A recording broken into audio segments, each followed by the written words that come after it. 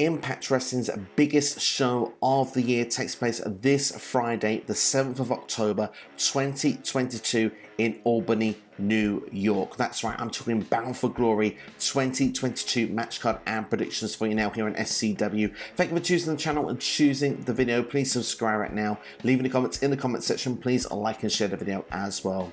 At the time of recording, there are 8 matches that have been announced for the show. One of them is on the countdown to Bound for Glory, which will be the open challenge from Brian Myers for the Digital Media Championship.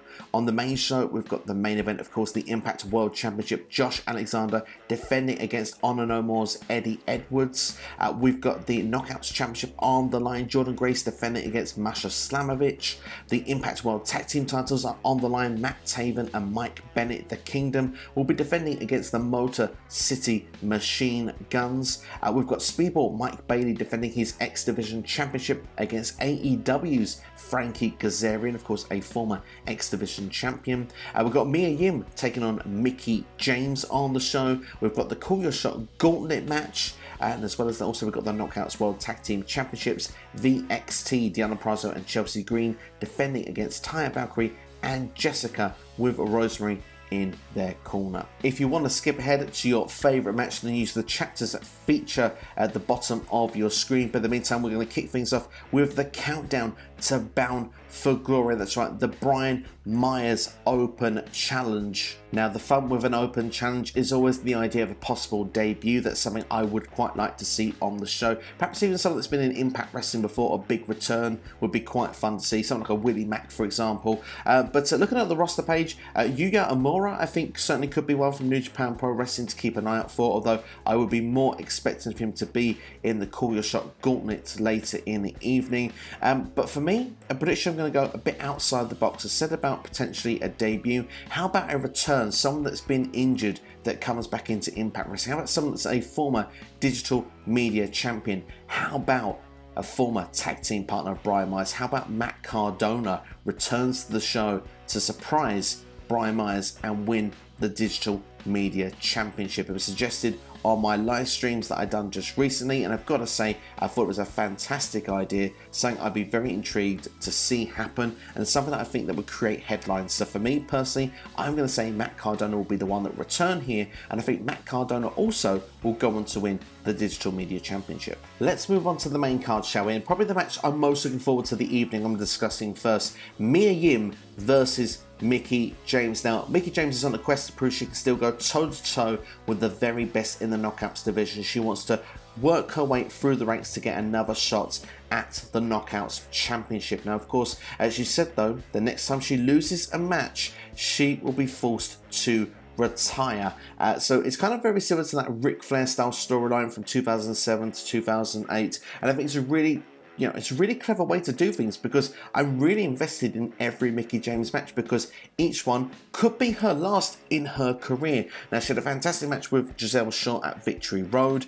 She went on then to say that Mia Yim was very impressive in the Triple Threat Revolver, said that she would like to face her at Bound for Glory because she wants to face the best. Mia Yim, of course, said she wasn't so up for the idea because she didn't want to be the one to retire Mickie James, but of course then Mickie kind of goaded her a bit further, and Mia Yim said, well, why not? And of course, we saw some footage this past week on Impact Wrestling as well, the TV, Mia Yim showing one of her first matches against Mickie James, which looked to be an indie show. Looked like this could come full circle for her, which would be really, really fun. And of course, Mickie James, I said previously in the last time we did the stream here, Victory Road wasn't the right place. I still feel we're quite early in the story. I think there's more to go on this. I think the minimum time that Mickie should go out is hard to kill, in my opinion, especially as she was the main event of that show earlier this year. But at the same time, she's the one that's picked her poison here, and could it come back to bite her? I mentioned Ric Flair earlier on. He picked Shawn Michaels for that match at WrestleMania 24. Granted, Ric Flair didn't retire over that. He actually ended up having his last match earlier this year, but still, you get my point. And it could end up biting Mickie James as well, but I'm going to say there's going to be plenty of near falls in this match to the point that you're going to believe Mickie James will be retiring, that Mia Yim will be the one to get the job done. Some heart in mouth moments, but I think Mickie James is going to overcome this. There's still a bit of time left, even though this is the biggest show of the year. There's one bit of information as well I've not mentioned to this point, that Mia Yim's contract, also of Impact Wrestling, was expected to be coming up at Bound for Glory. Has she re-signed to stay with the company? Time will tell at this point. But for me, would it make sense for Mickie James to lose to someone that could be leaving the company shortly after? To me, that doesn't make sense. And for me, like I said,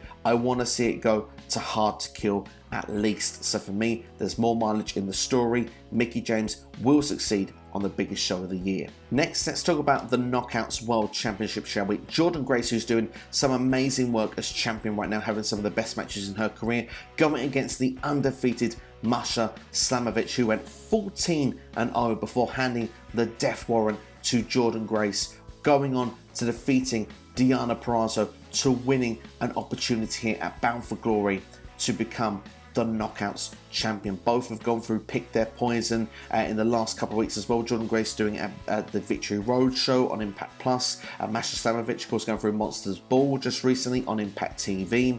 So it's going to be interesting to see what happens when it comes to the epic showdown here at the biggest show of the year. For me, I'm going to go for Masha Slamovich. All the chips are on the table. She's been undefeated at this point. For me, it'd be a waste for her to lose at the final hurdle. You have a chance here to make a brand new star, a top champion, a top heel champion in the company as well. An unstoppable monster that needs someone to step up to the ranks to dethrone her, to make another new top star in the Knockouts division. So for me, it makes logical sense here. Masha Slamovich will be your new Impact Knockouts World Champion. Next, let's talk about a match that's always a lot of fun. The Call Your Shot Gauntlet. Of course, 20 people will be in this Gauntlet match. At the time of recording, it looks like we've got 9 names that have been announced so far. It looks like we've got PCO, Rich Swann, Bujinda Gujar, hope I've said that correctly. We've got Sami Callihan, Moose, Steve Macklin. Of course, those last 3 have just gone through Barbed Wire Massacre at Victory Road.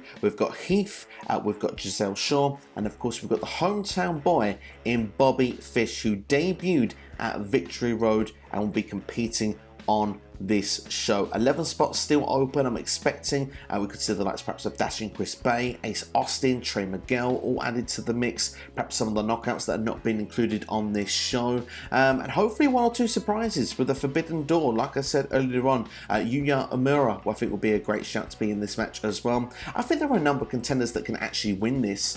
First off, I would say the hometown boy Bobby Fish making his Impact debut. I personally would like to have seen him in a one-on-one match, but at the same time, the rules of this, of course, it's a 20-man gauntlet, just like a Royal Rumble. You're eliminated when thrown over the top rope. Both feet must hit the floor. But when it comes down to the final 2, it becomes a regular match. So the last person is going to need the pinfall victory. Of course, Moose was the winner of this last year and then cashed in his shot after the main event, actually, of Bound for Glory to become the world champion after Josh Alexander had just won and was celebrating with his family in ring. I'd like Moose to actually say that Mike that he plans on doing something similar like this again. Of course, it's now proven that him and Steve Macklin were as a duo, and of course Macklin was going to get help to win the Call Your Shot Gauntlet this year. Moose now is looking to stop him this year. Sami Callihan being involved, I think, should be a lot of fun.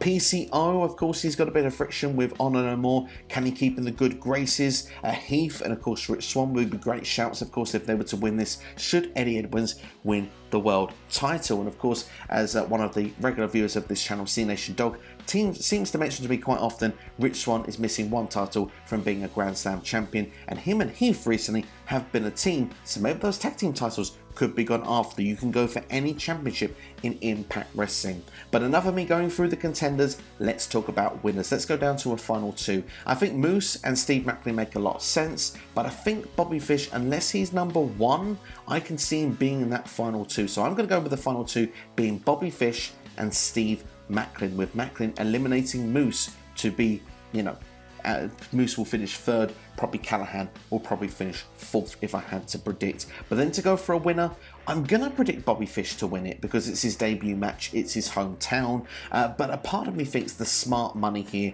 is to give Steve Macklin the victory. He just won a pay-per-view main event at Victory Road. Barbed Wire Massacre was not the unknown, but the lesser name of the three with Moose and Callahan. To win this match, then they have the opportunity to call his shot later. It just puts him that level up once again where he can be a top name in Impact Wrestling, to go for the championship, to be a credible #1 contender. But maybe some could argue he could be in that spot and not needing this Gauntlet victory. But for me, I think it would just add more to the table. So I want Macklin to win, but I'm going to predict Bobby Fish, because the other thing that could be smart with a Bobby Fish win, the fact that you have a babyface win, or Bobby Fish seems to be a babyface right now.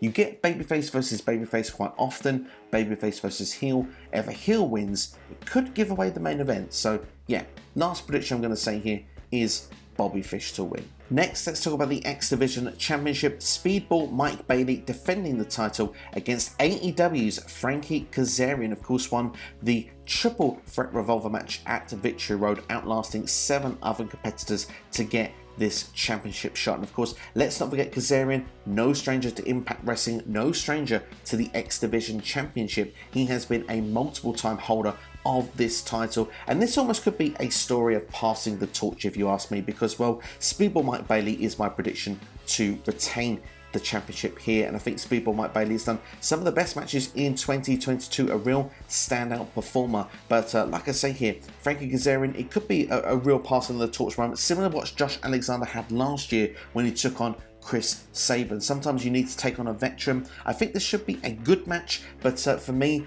I do feel it's probably one of the more lackluster matches on the card for me. I don't buy Frankie Kazarian winning, and if he does win, I would be quite disappointed that he was actually the one to defeat Speedball Mike Bailey. Next, let's talk about the Knockouts World Tag Team Championships. VXT, Deanna Prazo and Chelsea Green defending against Taya Valkyrie and Jessika, who of course got Rosemary in their corner.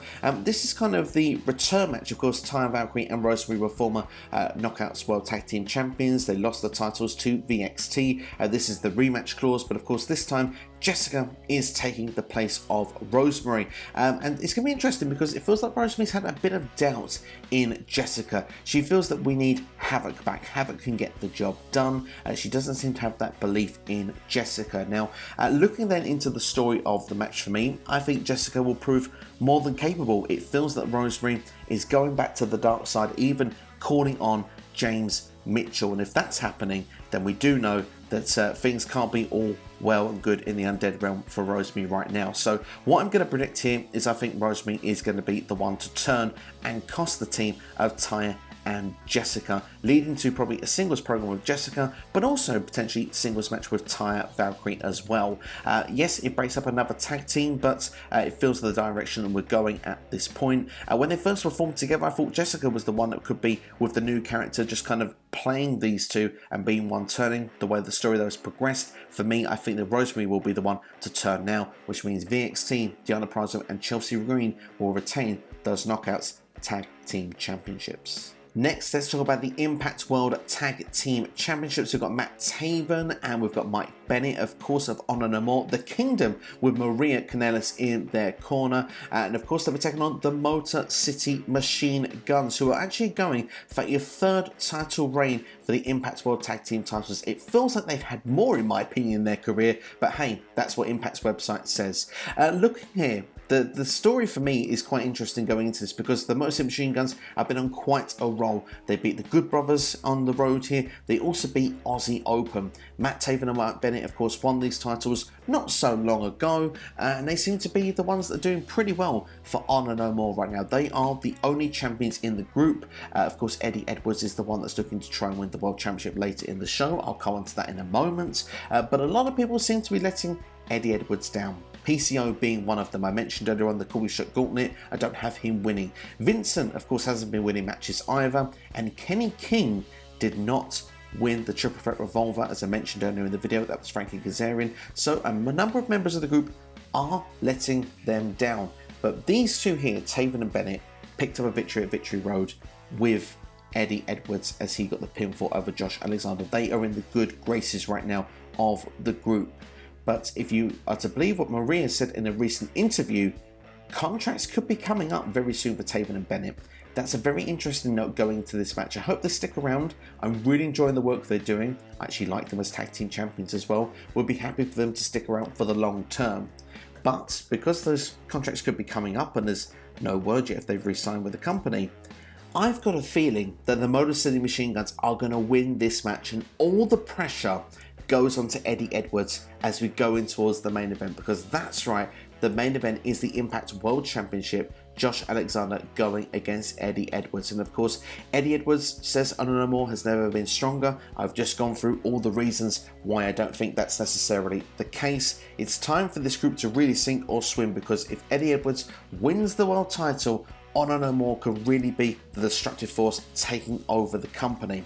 But at the same time, if he loses, perhaps it is time that this group will actually disband, especially if contracts are up and wrestlers are leaving. The blame game can start that he has felt let down by this group. That certainly could be a direction that they could go. I'd even be keen on seeing PCO being kicked out of the group during the evening to stop, when he wins the world title, that, someone now has got the Call Your Shot Gauntlet, and now someone can go and cash in when he feels vulnerable. He needs everyone watching his back. Maybe it's PCO feels has let him down, and maybe PCO is the reason he doesn't win the World Championship, because he keeps being told off each and every week by Eddie Edwards, it seems. It'd be quite fun to see. And one thing I thought was a fun note as well that was mentioned by Edwards recently, mentioned the word The Righteous. Of course, that's Vincent's group that was in Ring of Honor with the likes of Bateman in there. Wouldn't it be great to see if The Righteous came to Impact Wrestling and the group broke away and it was The Righteous against Honor No More? I'm fantasy booking now, but certainly I'm having a lot of fun doing it. When it comes to the main event though, we have to look and see, Eddie Edwards is the one going with the momentum technically. He's got the numbers advantage, he got the pinfall victory against Josh Alexander at Victory Road, and Maria Kanellis actually said to us at that time that it's the first time that Josh Alexander has been pinned since last year's Bound for Glory, and that was a bit of a skeptical pinfall after he'd beaten Christian Cage in a lengthy match. Moose cashed in the Call Your Shot Gauntlet. This was a clean victory. Eddie Edwards has got the full momentum, the full rub going into this match, but can he do it twice? Josh Alexander's got the people. He may even have the wrestlers of Impact Wrestling watching his back, which we've seen on a number of occasions. Rich Swann, Heath, even the Motor City Machine Guns we mentioned there with the Honor No More, of course, with the tag team titles. There are people that will have Josh Alexander's back. So I've got a funny feeling here that this match could have shenanigans, but either way, Josh Alexander for me will retain and still be your Impact World Champion. Even if I do think this time a month ago, I thought it was the right decision for Honor No More to have the titles and lead over Impact Wrestling.